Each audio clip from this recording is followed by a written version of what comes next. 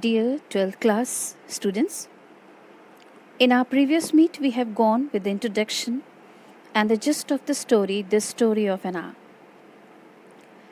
Through this story, writer had tried to portray woman as an independent identity, not a reflection of her male counterpart. So today we will go through the story in detail from page 54. Knowing that Mrs. Mallard was afflicted with a heart trouble, great care was taken to break to her as gently as possible the news of her husband's death. Mrs. Mallard was afflicted, means suffered from a heart patient. So great care was taken to break to tell to her any news very gently. And the news was very sad news, the news of her husband's death. It was her sister Josephine who told her in broken sentences, veiled hints that revealed in half concealing. And her sister Josephine very carefully in broken sentences, and veiled hint means concealed hints that revealed in half concealing means clear by though she was concealing, but it was clear. And her husband's friend Richards was there too near her. It was he who had been in the newspaper office when intelligence of the railroad disaster was received.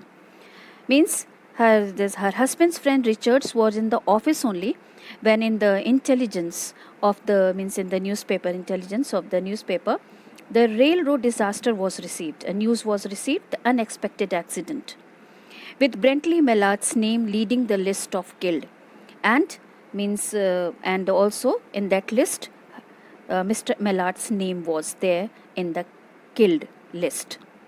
He had only taken the time to assure himself of its truth by a second telegram. He made it sure that really he is dead by the second telegram. When he was sure of this, then he had hastened to forestall any less careful, less tender friend in bearing the sad message.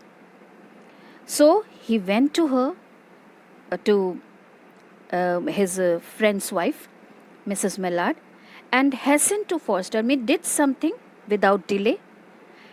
Any less careful, very carefully, less tender friend, she was very tender because she was a heart patient, he wanted to give this news in a very, very carefully because to prevent something from happening.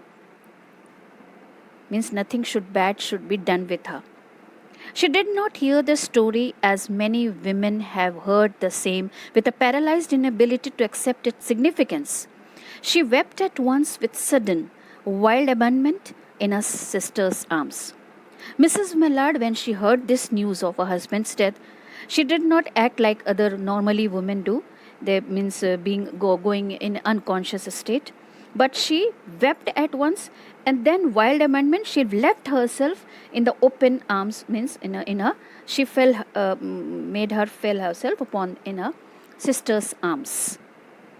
When the storm of grief had spent itself, she went away to her room alone.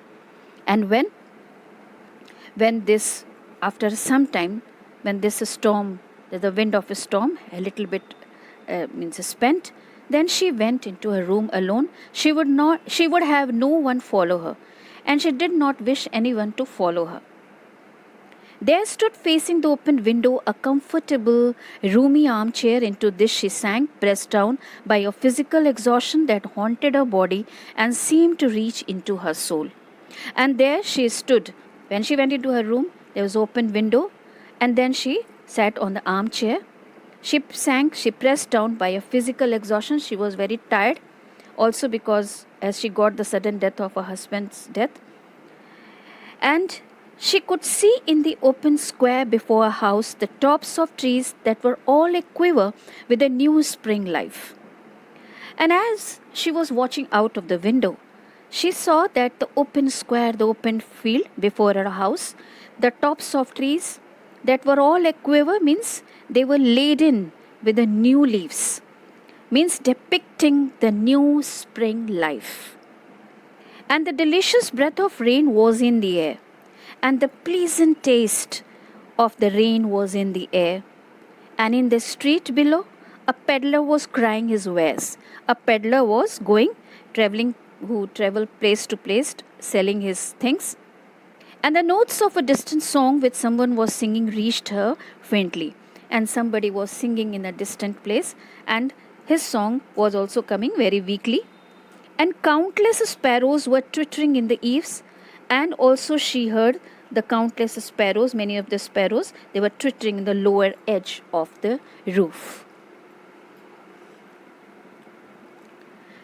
There were patches of blue sky showing here and there through the clouds that had met and piled one above the other in the west facing her window. Then she saw in the sky the patches of blue sky, and there were clouds. She sat with her head thrown back upon the cushion of the chair, quite motionless, except when a sob came up into her throat and shook her, as a child who has cried itself to sleep continues to sob in its dreams. And as she was sitting in the chair, and then she was sitting upon the cushion of the chair, then suddenly a sob came, as if when the child is sleeping and he sobs while sleeping. In the same way, a sob came to her throat. She was young, with a fair, calm face, whose lines bespoke repression and even a certain strength. She was a very young lady with a fair, calm face, and whose face told repression with the act of controlling strong emotions. Means she has a good strength power. But now there was a dull stare in her eyes. She was thinking something, whose gaze was fixed away off yonder on one of those patches of blue sky. She was continuously looking at those patches of the blue sky. It was not a glance of reflection. It was not a look of reflection, but rather indicated a suspension of intelligent thought. While she was looking at the sky, the clouds, and other things, the different thought, means intelligent thought, was coming into her mind. There was something coming to her, and she was waiting for it fearfully. Means the thought that was coming to her, that thought she had been waiting from a long time, but fearfully. And what was it? She did not know. It was too subtle and elusive to name. Elusive means it was very difficult to define what was the thought. But she felt it, creeping out of the sky, reaching toward her through the sounds, the scents, the color that filled the air. The whole atmosphere was changing her thought. Now her bosom rose and fell tumultuously. And now she felt herself little strong. And felt tumultuously means involving with the strong feelings. She was beginning to recognize this thing that was approaching to possess her, and she was striving to beat it back with her will, as powerless as her two white slender hands would have been. Means it that the thoughts that was approaching to possess her, she was trying to let it back, make it back, go back. But no, she could not do so. When she abandoned herself, when she freed herself, a little whispered word escaped her slightly parted lips. Then suddenly, certain words came out through her lips. And she did it, and she said it over and over under her breath. Free, free, free. So what was the thought? That till now she was under the suppression, under the control of her husband. But now there is there is nobody to compel her to do anything, or to compel her will. She was free, free, free. The vacant stare and the look of terror that had followed it went from her eyes. Earlier, these eyes they had a look of terror, but now it has gone. They stayed keen and bright. Now her eyes were looking keen and bright. Her pulses beat fast and the coursing blood warmed and relaxed every inch of her body. Her pulse means beating fast. Her blood was warm, getting warm. And means she was getting relaxed in her body. She did not stop to ask if it were or were not a monstrous joy that held her. She did not stop to ask that whether this thought that is coming, it is unacceptable or morally wrong. She did not stop to ask this. A clear and exalted perception enabled her to dismiss the suggestion as trivial. Means the high exalted perception in a high position thought. This type of thought means ability to make her to understand the true nature of something. That she knew something and she wanted to dismiss this suggestion as trivial, not so important. She knew that she would weep again when she saw the kind, tender hands folded in death, the face that had never looked save with love upon her, fixed and grey and dead. She knew that when she will see the dead body of her husband, she will feel very sorry, she will be sad. But then she thought, but she saw beyond that bitter moment a long procession of years to come that would belong to her absolutely. But she saw the days beyond that now the days that are coming will be her own, according to her own. She can live her life according to her own will.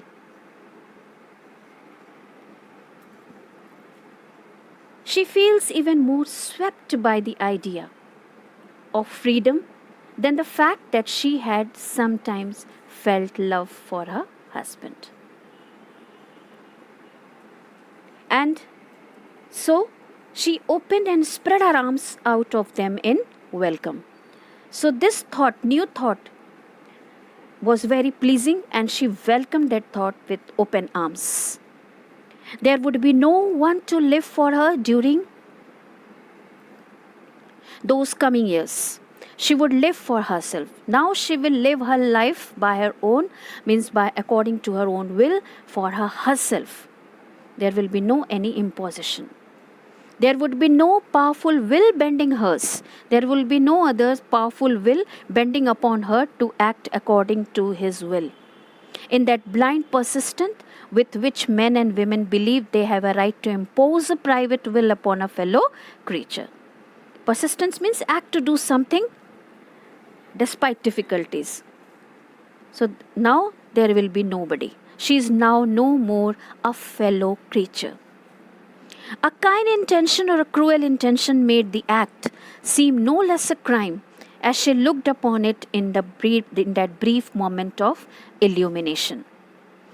Means a kind intention or a cruel intention made the act seem, this time though this intention, what with the intention which she was going on, she thought that it is not a crime.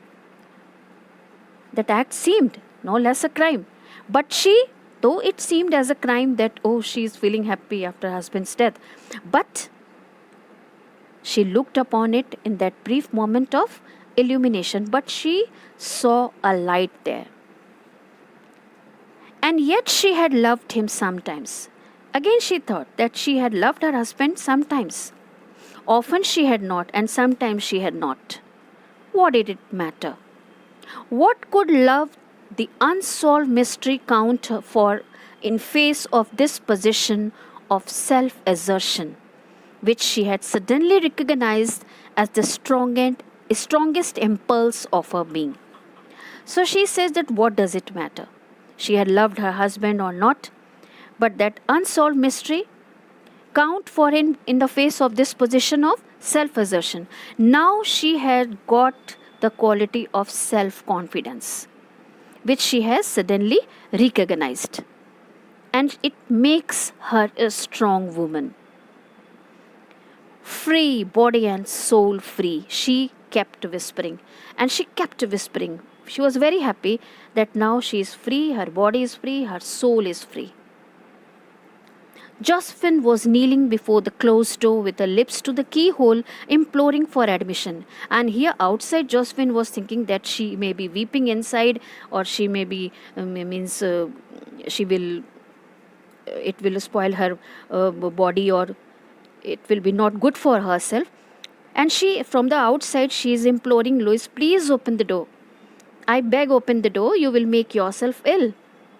What are you doing, Louis? For heaven's sake, open the door. Go away. And she says, I'm not making myself ill. Don't worry, I'm not making myself ill. No, and she was drinking in a very elixir of life through that open window. Because actually, inside the room, she was drinking the very magical drink of life through that open window.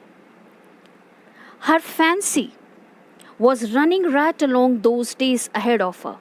Her imagination, she was going in her imagination how her days will be now as a free woman. Spring days and summer days and all sorts of days that would be her own. She breathed a quick prayer that life might be long. And she breathed, oh, my life should be a long life. It was only yesterday she had thought with a shudder that life might be long. It was still yesterday she was shudder means she was trembling with the thought that how she will live her long life. And today she is pining for her long life, which is going to be a free life. She arose at length and opened the door to her sister's importunities. She opened the door because sister was going on urging to open the door. There was a feverish triumph in her eyes, and she carried herself unwittingly like a goddess of victory. She gave a look of a feverish look, but there was a triumph in her eyes, a victory in her eyes. And without making others, unknowingly, without making others know, that she is this time feeling like a goddess of victory. She behaved as if she is very much sad. She clasped her sister's waist, and together they descended the stairs, and she came down to the stairs. Richards stood waiting for them at the bottom. Someone was opening the front door with a latch key. Then suddenly they heard that somebody is opening the door, trying to opening the door, front door. It was Bentley Mallard, who entered a little travel-stained composedly carrying his grip sack and umbrella. And what they found, it was Mrs. Mallard's husband, Bentley Mallard, who entered a little travel stand with a tired of traveling, composedly carrying his grip sack and umbrella. He was firmly carrying his grip sack and also umbrella. He had been far from the scene of accident. He was unaware of the news of the accident and did not even know there had been one, and he did not know about this accident. That accident had happened. He stood amazed at Josephine's piercing cry. And Josephine suddenly she cried. She gave a sharp cry at Richard's quick motion to screen him from the view of his wife. Means she gave a cry. She wanted to hide Mrs. Mallard so that she cannot see her husband all of a sudden. So that because she may have an attack because of joy. But Richards was too late. But they were too, means Richard was too late to hide Mr. Mallard from the view of Mrs. Mallard. And she died, Mrs. Mallard. When the doctors came, they said that she had died of heart disease of joy that kills. She died because of the heart attack with the joy. All of a sudden joy killed her. So the children see the irony of this story, that she died due to the shock of losing her freedom. When she saw all of a sudden her husband is alive, she died due to the shock of losing her freedom. But others think that she got attacked by the sudden joy of the sight of her alive husband. So the story ends here. Children, thank you.